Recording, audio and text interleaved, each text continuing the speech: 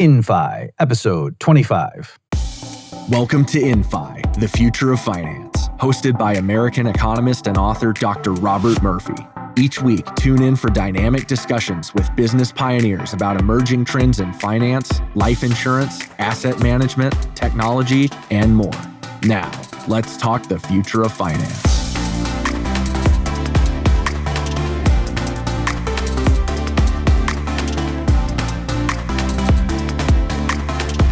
Hey everyone, welcome back to the InFi podcast. This week I'm going to be going solo, talking about some intricacies when it comes to the actuarial mechanics, I like that phrase, of whole life insurance policies. So the backstory here is here at Infinio, we do a lot of work with using whole life policies as cash management vehicles. And in particular, I've done a lot of analysis looking at policies and how when you get into a certain sweet spot in the life of the policy, the internal rate of return on the cash surrender value can actually be quite high. Can be in the high fours, low fives. I even saw a policy the other day that it was like 5.6% or something like that was at that point, the annual rate of return, just looking at the cash value, taking into account premium payments. And so, big picture, some of the conclusions that I tentatively drew looking at a lot of these policies and analyzing was to say things along the lines of, oh yeah, in the early years, the internal rate of return on the cash value growth is bad, another way of putting it, but then it rises over time. And then once the policy gets to be past 7-8 years in force, then you've got a really nice range of growth rates on the cash value and so forth. And I, go home, I do my whole thing. Okay, and there's a lot of stuff, white papers and things. Also, if you go to infinio.ai and check out the articles that we have up, so not like big formal white papers, but just more short, almost like blog posts. You can see there too, I've done a lot of work on the cash value of whole life and why Dave Ramsey is wrong. And that's all still true. Dave Ramsey is wrong. But what I'm going to explore in this particular episode of the InFi podcast is the fact that when you're looking at a given whole life policy, if as it gets to be further along, or looked at it the other way, if someone takes out a policy when they're older, then the rate of return on the cash value is much more modest. Okay, and that's specifically what happened in the real world, and why this came to my attention is for another project, I was looking at some policies that people had, and the rates of return, even though I knew the companies and I knew what kind of policy it was, and the policy was several years old, so it should have been in the mature sweet spot, as it were, and yet the rate of return was like 0.9%. And I was like, what? And I realized, it's because this particular person was 61 years old when he took out the policy in the first place. And so even though the policy was, I think the one I was looking at was like 12 or 13 years in force, when you might have thought, at that point they've gotten past the commissions that were paid to the agent and all the overhead. And so now you should really be seeing the magic of these things. And it was still a very low rate of return on the cash value. And the explanation is that, because the person was in his 60s when he took out the policy, that when you're 10, 11 years into it, your mortality risk is quite high. And so that plays a factor in it, right? So that's the kind of thing I want to just illustrate in today's episode of the InFi podcast. And the point, I know there's a lot of life insurance agents who follow the podcast, but also policyholders who are using whole life insurance as cash management vehicles. And so specifically, what I'm about to show you folks can help you understand or get your head wrapped around is the question, which is totally understandable when someone gets introduced to these concepts, is the issue, well, wait a minute, if I'm sort of using the cash value in these policies from the infinite banking community, the people would say, like, as a bank, or I said here at Infinio, like I say, we call it cash management with whole life. the objection or the concern frequently raised is to say, does that make sense? Like, isn't that only for people who are young and or in good health? Like, then, yeah, sure, I can see stuffing cash into these policies, and then it's there, and you can borrow against it, That makes sense. It's not going to have rates of return through the roof, but nice, modest appreciation over time, and there's tax advantage. Okay, great. Makes sense. But surely, so the thinking goes, that only makes sense to do if you're not getting dinged on the, quote, pure cost of the insurance.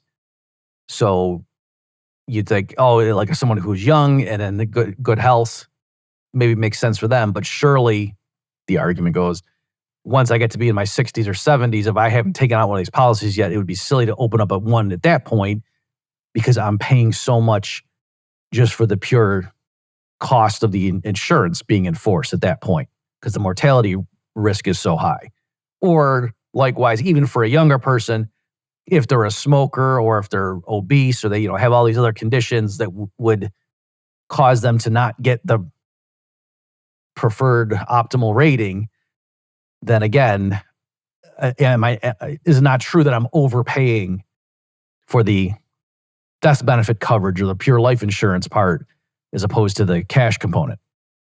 Okay, so that's the question, and that's what people bring up a lot. And so what I want to say up front here, just to end the suspense, you're all waiting on the edges of your seats, is no, that's not correct. That, for one thing, the cash value is intimately related to the death benefit. So it's not like they're two hermetically sealed things and that, oh yeah, you've got your death benefit over here and then your cash value over here. They have nothing to do with each other. It's like the life insurance company's just taking your money and it's paying for the death benefit coverage and then it's funneling money into a side account. That's hardly the way like they explain UL products to people. Like that's how it might even be explained. But what I'm getting at is the cash value is itself a derivative concept from the death benefit. The cash value, in a sense, is like the shadow of the future death benefit. So it's a smaller number because it's like the spot payment that you would get is the anticipation of the looming death benefit. So other things equal, for a given death benefit, if you're talking about a person who's got a higher mortality risk, the cash value of that policy will be higher. Other things equal. Okay, and so the mortality risk is related to the cash value in that sense. All right, so it's not like they're just totally distinct things. This is all going to be fleshed out in this episode. Don't worry in case I'm losing you. All right, but so that's what I wanted to get across. But then having said that, what I'm going to do at the very end, just to kind of scope out the whole show here, the whole episode, is I'm going to circle back and then, because it's going to get to the point where you might think I'm saying that having a higher risk factor is completely irrelevant and it's all just priced in and don't worry about it and it doesn't matter. And so then you might wonder, well, then why does anyone, are you telling me if I'm a smoker or not, that has nothing to do with like the cost of my life insurance? It doesn't make any sense. How can that be? Right. So I will circle back and address that in case my arguments in the middle of this episode are so compelling that you're wondering, wait a minute, this guy's pulling a fast one because that's just screaming against my common sense. All right. So that's what we're doing. And again, the big picture is just, I know a lot of life insurance agents and users of these products follow the podcast. And so I just want to give a sort of high level explanation so you understand the theory behind it a little bit better. Okay. So to that end, let's do it as economists are wont to do. Whenever there's a difficult problem to grapple with, we come up with an example based on extremely simplifying assumptions. That's how we roll as economists. All right, so here, what I'm going to have us walk through is a hypothetical, let's call it a life insurance policy, and what there's a 10-year period, okay? And I've structured it very simply so that year one, the mortality risk is 10%. Year two, it's 20%. Year three, 30%, and so on.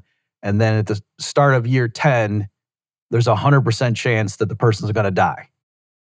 All right? the face death benefit on this policy is $1 million. And the last assumption you need to know is that I'm assuming the annual discount rate, the way that we say, okay, today, how should we value the prospect of $1 to be delivered next year? That annual discount rate is 5%, we're assuming, for the purposes of this analysis. Okay, so now the question is, how would I go about, and assume the policy's paid up. And so more practically speaking, what I mean is at any given point, when you say what's the cash value of this policy, if a person wanted to get in at that moment, that's what they would have to pay, is a spot price to obtain ownership of the policy. Okay, but there's no recurring premium payments built into this thing. All right? So, given that structure, I want to now ask, at the start of each year, what is the fair market value, if that's the way you want to think of this policy, which for our discussion here, we'll say is the same thing as saying it's cash value. That's what it's worth. And we're assuming away all overhead. There's no agent commissions. The life insurance company doesn't need to pay the rent on the building or pay for electricity. It doesn't need to even give a return to the shareholders, except insofar as the time discount on money, the time value of money, that 5% we talked about. Okay, so again, very simplifying assumptions, but the reason economists proceed in this fashion is it helps us isolate on the one particular force of interest, and we can just kind of see how that thing operates. And then if we want to make it more realistic, we can add other factors too. But here we're stripping away all that other stuff just to isolate the pure effect of the different mortality rates over time, and the fact that the mortality rate marches up in this example quite aggressively. Okay, so at the beginning of year 10, and by the way, I should also mention, if folks are listening to the audio version of this, this is an episode where you probably want to, if you're going to go ahead and listen to it, wait until you can be watching the video, because we're going to be flashing up tables and the commentary is going to make a lot more sense if you can be looking at the same figures I am, because I'm basically just going to walk you through this table. If you're in the car and you're listening and you're already committed, go ahead. You're still going to get something out of this. But again, you'll get the most out of it if you can see the numbers that I'm explaining to you. All right. So at year 10, at the start of the year, we say, how much is this policy worth? What's the fair market value? And by assumption, by stipulation, we're saying there's a 100% chance if the person lives to be this, get into this year, at the start of the year, there's a 100% chance he's going to die. And so at the start of year 10, the fair market value of this policy is just the $1 million, because that's what the death benefit is. That's the face value. And you're getting that for sure at the start of year 10. So what's the fair market value at the start of year 10? It's also $1 million. Okay? Now you go, and the way these work is it's easy to work backwards. By the way, this is also why permanent life insurance products have a final termination point, that for whole life policies in particular, in the US, if you live to be 121 years old, they just endow or mature or complete. I'm just using those terms interchangeably. Those aren't three different terms.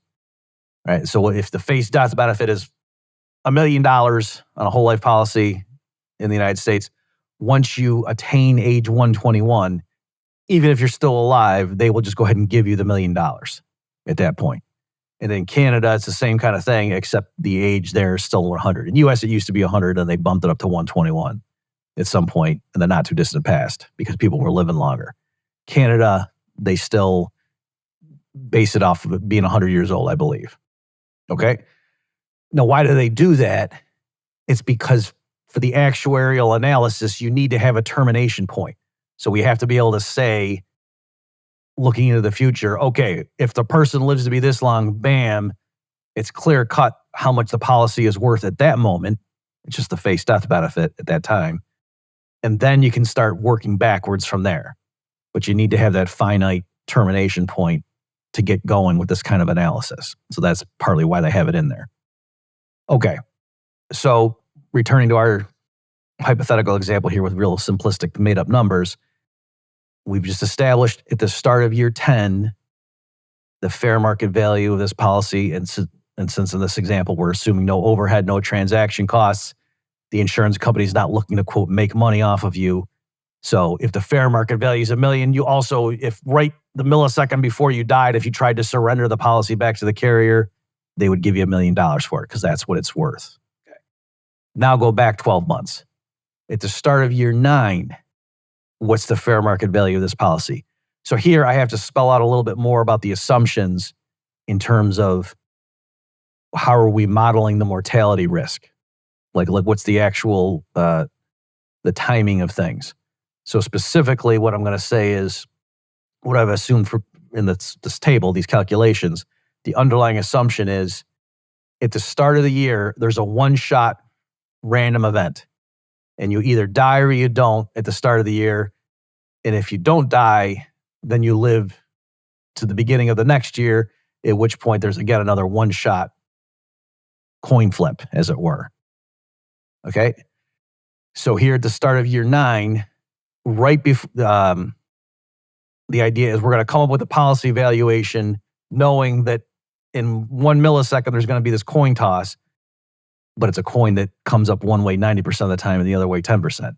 So there's a 90% chance that you're going to die at the start of year 9. And there's a 10% chance you're going to go ahead and live to year 10. So the question is, knowing that that's what's imminently approaching, as we go from the end of year 8, it's just starting to turn into the beginning of year 9, and that's what's coming up. How, what principles should we use? How can we assign a fair market value to this life insurance policy?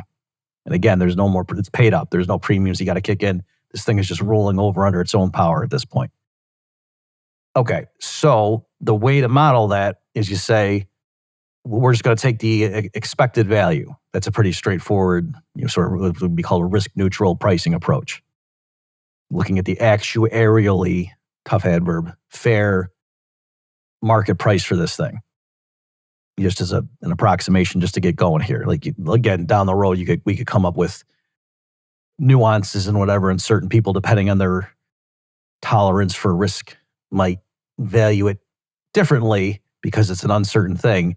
But just coming out of the chute here as a baseline, it's makes sense to say, it's reasonable to say, and the carrier would certainly, if it had a portfolio with hundreds or thousands of policies like this is how the carrier would look at it, is say, okay, there's a 90% chance we have to pay $1 million, and there's a 10% chance it's going to survive to 1 year later. All right, so from the individual's perspective, 90% chance of getting $1 million plus a 10% chance of the thing going to another year and becoming a year 10 policy at that point.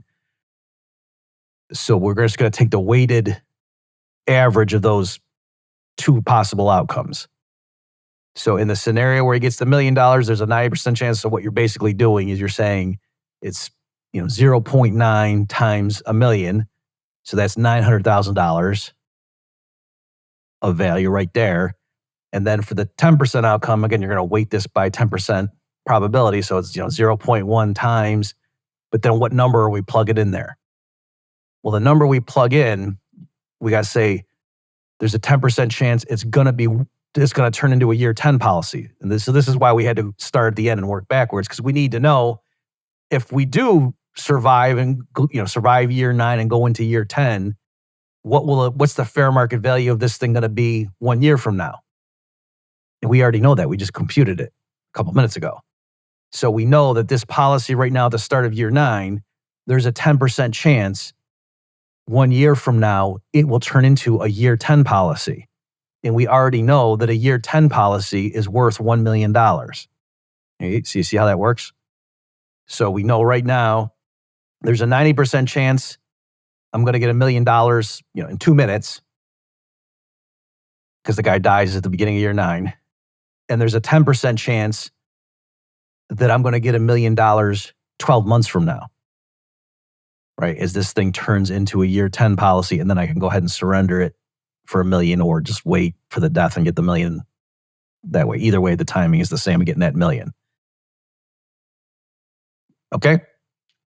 And we already said, okay, so if we're just doing it as a risk neutral, just taking the probability of an outcome multiplied by the dollar payoff in that scenario, and we're just doing the weighted sum of all those possible outcomes, then the 90% chance of getting $1 million means there's 900,000 right there in value of this thing. And then the other 10%, what number we plug $1 million, you might say, oh, so isn't it just $1 million then? Because it's, 0.9 times $1 million plus 0.1 times $1 million. And so does that equal $1 million? No, because there's the time value of money.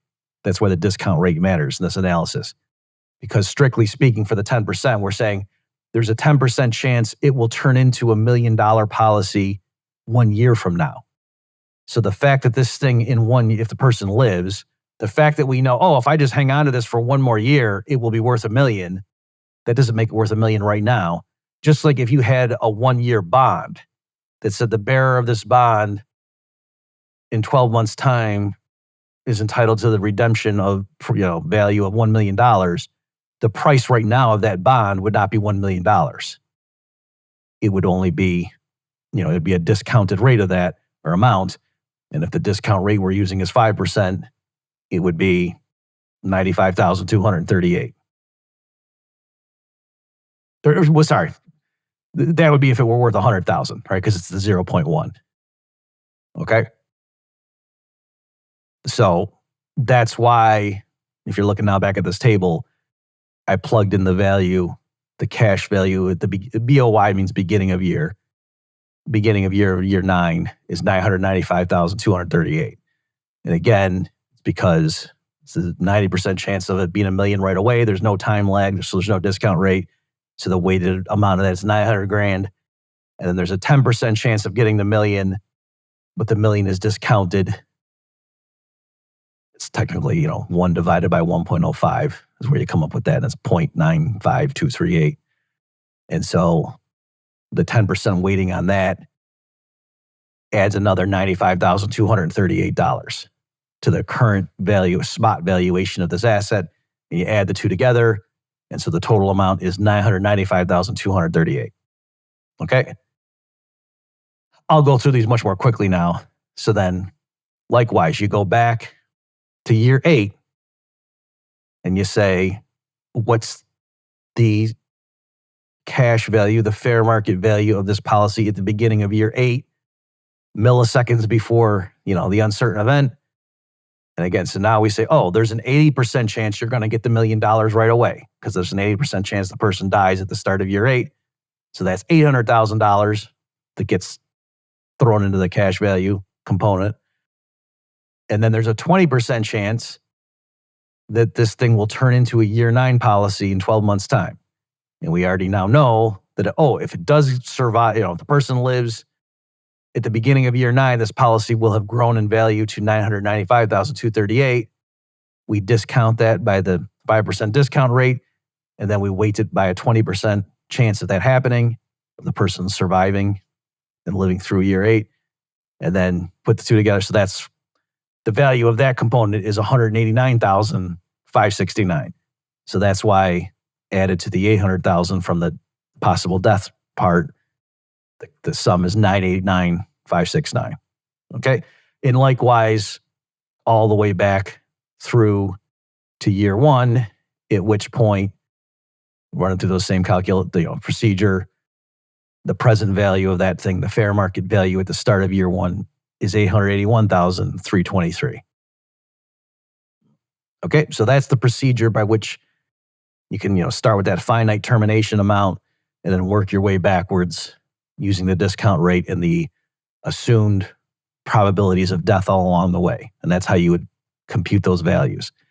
And so again, if the person wanted to surrender the policy, or if you wanted to view it as, let's say somebody in what's year 3 doesn't originally have life insurance and then goes to the carrier and says, hey, I want to take out a life insurance policy with $1 million of death benefit face value, and it's going to be a whole life policy, assume, no dividends. And I just want it to be a one pay. So what do I have to pay you up front? What lump sum do I got to hand over to you? And then I'm contractually paid up. And then I'm just going to let the thing roll. And whenever I die, it pays $1 million to my beneficiary. And I have, these assumed mortality rates that we said it was the start of year 3. So the insurance company knows, this guy this year has a 30% chance of dying. If he happens to live next year, he's got a 40%, and so on. What are their actuaries going to come back and tell the carrier, this is how much we need to charge him for this lump sum one pay policy? Again, with these incredibly unrealistic assumptions where the insurance company's not making any overhead. They're just breaking even. They're charging the actuarially fair amount based on the discount rate and the assumed mortality rates and so forth. They would say, you have to give us $933,900 today is a single lump sum payment to get into this policy that will pay you $1 million. But also they could say whether it's contractually guaranteed or just it's the open market, and we assume that the insurance company is willing to buy back policies at what their fair market value is in this scenario we're discussing. The person would also know, whenever I die, I get $1 million, but also all along the way, if I want to, I can turn the policy back in, surrender it, and get these cash surrender values. And so if I pay $933,900 up front to get in at year 3, if I'm still alive 1 year later, well, now the cash value has increased to $950,000, $850,000. And then if I don't die we get into year 5, the cash value has risen to $963,000, $988,000. And that keeps happening over time until the cash value rises and just exactly equals the face death benefit in the final year. All right. But by the way, I'm stressing that just to show this thing does dovetail somewhat with reality, even though we have a lot of incredibly simplifying assumptions in this. In the real world, if you look at a policy illustration on a whole life policy and look at the guaranteed side where they're not assuming any dividends, you'll see the death benefit stays constant throughout the policy. Whatever the face death benefit was when you took it out, that's what it stays throughout. And the cash value, the guaranteed cash value, rises over time until it exactly equals the death benefit at the end. Okay, so that's not a coincidence in my model here. That's a basic structural fact. Even if you look at the non-guaranteed side, that still happens, that the cash value rises to equal the death benefit by the final year when the policy matures or endows. But if you're electing to have the dividends by more paid up insurance, then the death benefit itself also increases over time. And so it's like a moving target. So the cash value still, whether you're looking at the guaranteed or the non-guaranteed sides of the illustration, the cash value in both scenarios rises to equal the death benefit by the end of the policy. But my point is, in the guaranteed side, the death benefit is just a fixed number. Whereas on the non-guaranteed side, the death benefit also rises. And so the cash value has to catch a moving target, as it were. Okay? And so that happens here as well in this simplistic example we're going through. But now, the whole point of doing this, what I want to show you is, let's ask, okay, we've walked through fairly rigorously the procedure by which we can go ahead and calculate what the cash values are at the start of each year. And now I want to ask, what is the annual rate of return on those cash values? Right? So from year to year, how much does now the cash value go up? Because again, by construction in this example, the person's not making premium payments. So that's equivalent to saying, how much am I earning on this policy as an investment if I'm just looking at it not as life insurance, but just as like a place to park my cash? That might be one way you'd think of it. Okay? So if that's what you're asking, you've got this last row here in the table, and you can see year 1, it's not applicable because I don't know what the prior years was, but year 2, it's 3.4%. So specifically what that's saying is $911,543, that's what the cash value is at the start of year 2, is 3.4% bigger than 881,323. And then go ahead to year 3, the cash value jumps to 933,900.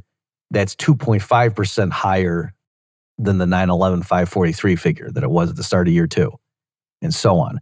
And so you can see each year that internal rate of return drops. Year 4, it's 1.8. Year 5, it's 1.4. Year 6, it's 1.1, 0.9, 0.7, 0.6, and then going from year 9 to the start of year 10, it drops down to 0.5%. Okay? And so someone might think, well, right? Isn't this exactly what our intuition said? And Murphy, you led us to believe that we were committing some sort of fallacy, but no, this is exactly what we're talking about. That when as the mortality rate goes up over time, the cash value in the policy goes up at lower and lower amounts in terms of rates of increase, percentage increase. And so if I'm viewing my policy as a place to store cash, then isn't that what the whole point was? That you're getting dinged, presumably, because that mortality rate keeps going up. And so that's why the insurance company, quote, can't afford to be giving you a big return. Because think of it this way, the insurance company's taking the money you paid up front when you got in, and they're going and investing it in assets that are generating a return. So if it was just a bond and they were just managing your money on your behalf because they had economies of scale, or their investment portfolio managers, maybe you trusted them more than yourself, that kind of thing, then they might be taking a little cut for themselves, but passing most of it on to you, that would make sense. But if on top of that now they're having to separately pay for the annual cost of insuring you in case you die with $1 million, like, doesn't the cost of that keep going up over time? And so, right. So that's not wrong to think of it that way. You can think of it that way. Like I said, the way ULs are constructed, that's explicitly, how the modeling works, the architecture. Right. So, but what I'm saying is, it is wrong to look at this and say something like, oh yeah, it maybe makes sense in the early years to go ahead and get into this policy, but at some point you'd want to surrender it and get into something else because the rate of return drops so much. That's not, or someone said, this is a good investment early on, but then later it turns into a bad investment. If somebody, and the reason that's wrong is that there's no frictions in this model. Okay, so the life insurance company is not, quote, making money off of you here. By construction, these numbers are the actuarially fair amounts. These are all the fair market value of this policy. And so the fact that if you get in at year 1, you got to pay $881,323 for it, whereas if you came in at year 7, you'd have to pay $982,734 for the policy. It's not that there's you're getting it at a bargain price early on, but later on they're overcharging. No, those are the fair market values. So what's going on here, just to end your suspense in case, say, yeah, we get it, Murphy. What's the answer here? What's the solution to this conundrum you've identified? It's because the higher the mortality rate in any given year, it's not merely that that you have the cash value. It's that you're much more likely in the near future to experience that $1 million windfall from the death benefit. Or, not you if you're the insured, but your beneficiaries, your estate. Okay? So you can't ignore that. That would be crazy. So again, big picture, it's not correct to look at this sort of table and say, oh yeah, this makes sense. It makes financial sense. It's a decent investment. It's not a bad place to park your cash early on. because the rate of return is decent, but then, oh, geez, over time, yeah, you'd never want to park your cash in this thing in year 8 because you're flushing it all down the toilet since the high mortality risk. Like, I'm saying that kind of language, that's not exactly right. That yes, in year 8,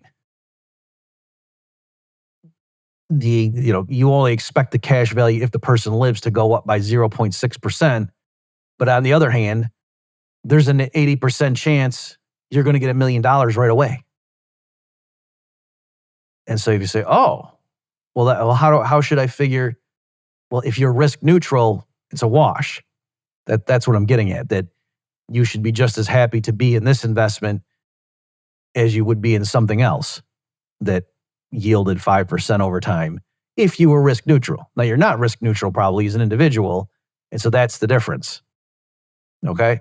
So that's the essence of what we're getting at here, that, in terms of big picture, the lower the mortality risk, the overall package of the expected return on this asset or this investment product, if you want to look at it that way, is the same, but the lower, whether there's higher mortality risk or lower mortality risk, right? As this thing moves from year 1 to year 2 to year 3, it's not that it was a really good investment, but then when it goes from year 6 to 7 to 8, it turned into a bad. No, it's the same underlying mechanics, the same pricing formulas that we use throughout. And it's the fair market value all throughout the life cycle of it. But the way to think about this is that early on, when the mortality risk is lower, the fact that the passage of time increases the value of this thing shows up more in the cash value growth than it does in the fact that now, the expected value of getting that death benefit payment is higher as this thing ages 1 year. Okay, and then the further along you get in that process, the more that looming death benefit is a bigger factor in terms of what constitutes the overall value of this thing. Like, why would I want to, if someone were just to give it to you as a present, the fact that, oh, wow, like in year 9, the fact that there's a 90% chance this thing's going to turn into $1 million any second now when the guy keels over, that's a relevant fact. That, that dwarfs the fact that, oh, and if he doesn't die, there's a 10% chance that 12 months from now it's going to be worth $1 million. That fact is swamped by the fact that there's a 90% chance that it's going to be worth $1 million 2 seconds from now, if we're at the start of year 9. Okay, so that's the way to think about that. And so big picture, again, when we go back to saying, does it make sense? Is it bad to put your money into a whole life policy if you're older, or if you're, if you have a health condition when you're younger, or if you're a smoker or whatever? Is it, quote, a bad investment? And by the way, I'm using that term colloquially just because that's how people often talk about it. But like Nelson Nash, for example, chafed against that. Like, his point was, it's not an investment. It's insurance. It's, a headquarters for your money, a warehouse for your wealth, was another one of his book titles. All right, so by me saying the word investment, I am not saying it's an investment. I'm just saying, even for people with that mentality, if that's how you're looking at this thing, it's not that it's a bad investment when there's a high mortality risk, because by that very same token, you're much more likely to get the death benefit. Okay, that's the irony, that sometimes the way people talk about these things is they'll say, oh, when you take out insurance, you're betting you're going to die, and the life insurance company's betting you won't. So that's actually not right. But I'm just saying, I'm just trying to show how that common way of speaking sometimes is at direct odds with the people who say, oh, you wouldn't want to buy a life insurance policy if you have a health condition. And say, well, no, if you're viewing insurance as, oh, I'm betting this bad thing's going to happen, then the more likely it is to happen, that means you're more likely to, quote, win on the contract. Okay? Now, let me just say a few more remarks here before we wrap up to avoid misunderstanding. There is an advantage to having the liquidity. All right. So it is true, other things equal, to see the total economic return on the package in a life insurance policy, to have that manifest itself in the form of the cash surrender value going up, as opposed to that the present discounted value of that looming death benefit just figuring more and more into the weight of the overall value of this thing as a bundle of possibilities. It's true that to the extent that you want this thing to be able to access cash from, that's a relevant factor, right?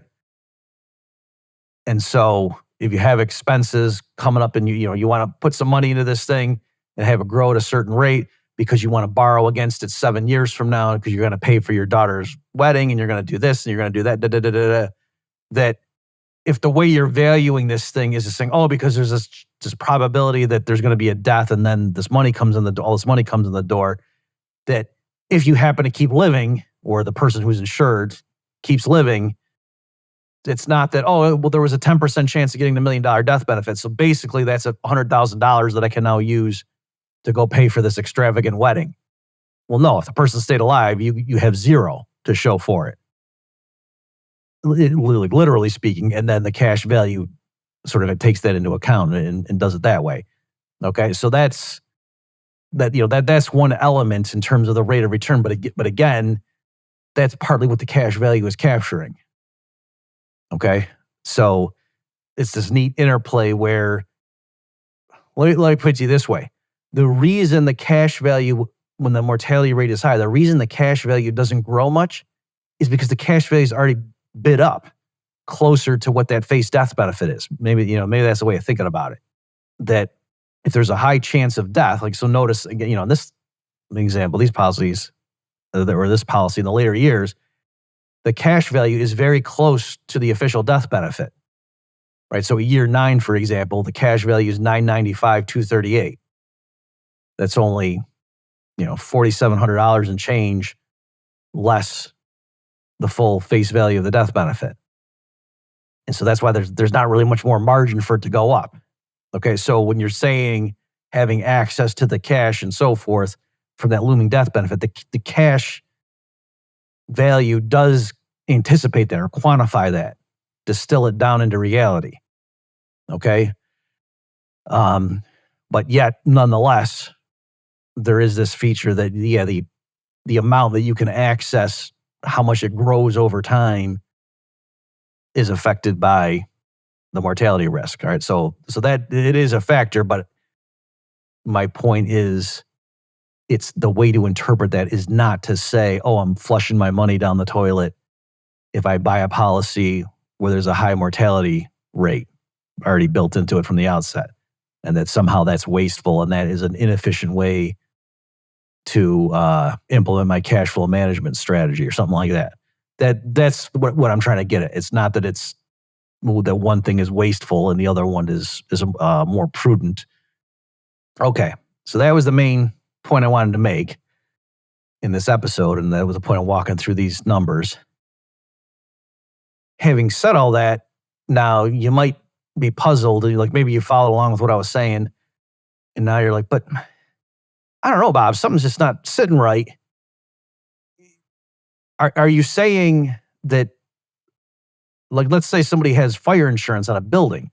It sounds like you're saying there's no point in installing sprinklers and having certain building codes being satisfied and whatever to make sure that fire doesn't spread easily and it's not flammable and blah, blah, blah. Like having fire extinguishers throughout the building. Are you saying none of that matters? Like that doesn't seem right. How can that be? Okay, so here's what's going on. Let's say you own a building that's worth $1 million. Okay, and then every year you have it fully insured against fire insurance. Or against a fire, I should say. So you have fire insurance in force. And with one approach, there's a 1% chance that the building is going to burn down in a given year. right? And you have sprinkler systems and all this other stuff. Okay. On the other hand, if you don't have all the sprinkler systems and blah, blah, blah, fire alarms, there's a 2% chance the building burns down. Okay, so now you as the building owner, just carrying that building year after year and having insurance in place, if you go, if you're being charged the actuarially fair amount, and I said what I said was worth $1 million, the building. So you're going to be charged $100,000 annual premium in the first scenario with all the sprinklers and whatever. And in the second scenario where you don't have any of that safety equipment and procedures, your annual expense for keeping the fire insurance in place is going to be $200,000. Or sorry, $10,000 and $20,000, I should say. Okay, 1% and 2%, not 10% and 20%. Okay, so $10,000 annual premium versus $20,000 annual premium, right? For a 1% or a 2% chance on $1 million building. Okay, and now, so that kind of lines up with the common sense man on the street intuition that the riskier something is, the more hazardous it is, the more expensive it is to insure that thing. And that's partly why you as an owner would go look into, like if you were in the second scenario and you were paying $20,000 a year to have that thing fully insured, and you could install a sprinkler systems and blah, blah, blah for a certain outlay. And then you could compare the two and say, would the installation of these safety protocols pay for themselves over time? And they probably, you'd be saving $10,000 a year on your premium. And the question is just how much do I got to pay up front for all these sprinklers and blah, blah, blah. And then with the discount rate over time, does that make sense to do that? You probably would. Okay. And now you might say, but Bob, how does that square with the whole episode you just did? Didn't you just prove to us that as long as it's actuarially fair and the insurance company's just charging you the break-even number, which we're assuming in this example, how does that work? Like, isn't it just as good an investment to take out the fire insurance policy when there's a 1% chance of the building burning down versus a 2% chance? And the answer is yes, right? But what's going on is it's insurance. It's compensating you for a loss.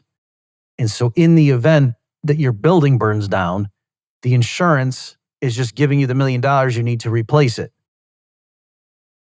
So it's not that the insurance, when it pays off, that's a gain to you. That's just offsetting the loss because it's only going to pay out in the event that you have the loss. So it's just making you whole. So when you're looking, when you're just looking at yourself going into the future and modeling your financial fortunes, in the first scenario, you're paying, whether or not there's a fire, you're always the same. Your building's worth $1 million. If there's no fire, it's worth $1 million. If there is a fire, it's temporarily worth $0, but then you get the $1 million from the fire insurance policy coming in. And so that makes you whole. So either way, no matter what happens, if you're fully insured, there's no change to your net worth because of a fire or not. I'm being, obviously, folks, very simplifying here. It's a huge, you don't want there to be a fire. Somebody could die. You could lose irreplaceable things like family heirlooms, and you get the idea. There's lost productivity that probably you're not fully compensated for, but you get the idea. What I'm trying to do in this simplistic thing is just to isolate what's going on. So then the question simply, the fire doesn't matter. It's not that you make money or lose money based on whether there's a fire or not. The issue is now just that constant premium. And so if in scenario one, where you have all the sprinklers and everything installed, your premium's just $10,000 a year, that's one outcome, one scenario. Whereas in scenario two, where you don't have any of that stuff and there's a 2% chance annually of a fire, you're carrying a perpetual $20,000 expense. So, since everything else is equal, would you rather an expense be $10,000 a year or $20,000 a year? Duh, you'd rather it be $10,000 a year. Right? So that's the common sense intuition. But again, it's not that, if you have a more unsafe building, that the fire insurance is a ripoff. No, it's just more expensive because it's going to give you more in the event that it pays off. But that's not a boon to you, because in the event that it does pay off, it's precisely when you just lost $1 million because your building burned down. Okay? In case I'm sure, let me finally drive it home. This is going to do it for you. In case you just keep getting whipsawed around like, Murphy, make it stop. I don't know how to think about this. Here's a solution. What if you could take out fire insurance on somebody else's building? Now, boom, that totally makes sense, right? That resolves all of these seemingly contradictory thoughts or statements coming out of my mouth. So there, if you're looking at two different buildings and one has a 1% chance of burning down, the other has a 2% chance of burning down, and they're not your buildings, and you just want this other third party to pay you $1 million anytime one of those buildings burns down, and they're going to go ahead and assess the probabilities of that happening and then charge you accordingly. And so for the first building, you got to pay $10,000 a year. But if that building should ever burn down, boom, you get a check for $1 million. And then the second building, whenever it burns down, you get $1 million, but you got to pay $20,000 a year. You would not say, clearly the first investment is better because I get this, I'll get that $1 million by only paying $10,000 a year. No, because there's only half as much chance of that happening. So that's why it costs half as much. All right. So from that point of view, it's not that one is obviously head and shoulders better than the other one. You'd have to get into like your tolerance for risk and things like that.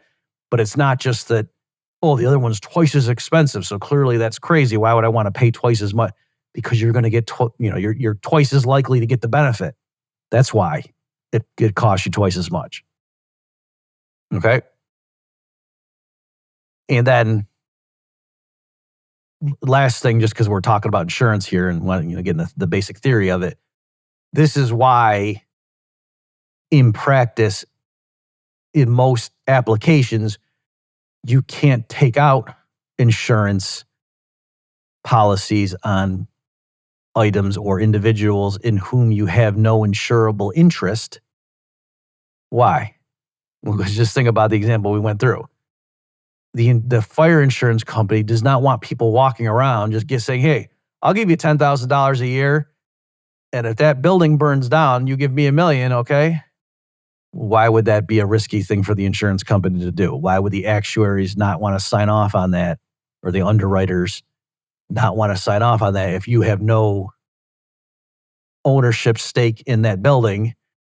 Because the 1% probability of it burning down that they used for their calculations is probably optimistic if there's people walking around who are just allowed to basically place bets on that happening, right? Because of that, from their point of view, it's not even insurance anymore, right? If it's not making you whole, if it's just, I'm going to put up $10,000, and if that building burns down, then you give me $1 million, you may take steps to make it more likely that the building burns down that year. And so the 1% figure goes out the window. All right, so that's why they do that. It's also why you can't insure. So even if it is your property, like I say, it's your car, auto insurance, if you have a 5-year-old vehicle that, a sedan or something, you can't insure that for $200,000. Whereas if you do have some brand new sports vehicle, maybe you can take it out, for that much. Because again, it's the insurable interest. They want to make sure that you're not going out and deliberately wrecking your car to get the insurance money. Okay. All right. Well, I think that's a good spot to wrap up. Thanks everybody for your attention. As I say, here on the InFi podcast, we do a lot. And among other things, we try to teach the mechanics of whole life insurance. So I hope you gained something from this episode. Thanks for tuning in. We'll catch you next time. This concludes another episode of InFi, the Future of Finance, with Dr. Robert Murphy. The information provided is for educational purposes and does not constitute financial advice. Consult with qualified professionals before making any financial or investment decisions. For more information on the host and for previous episodes, visit InFi, thefutureoffinance.io. Thanks for listening.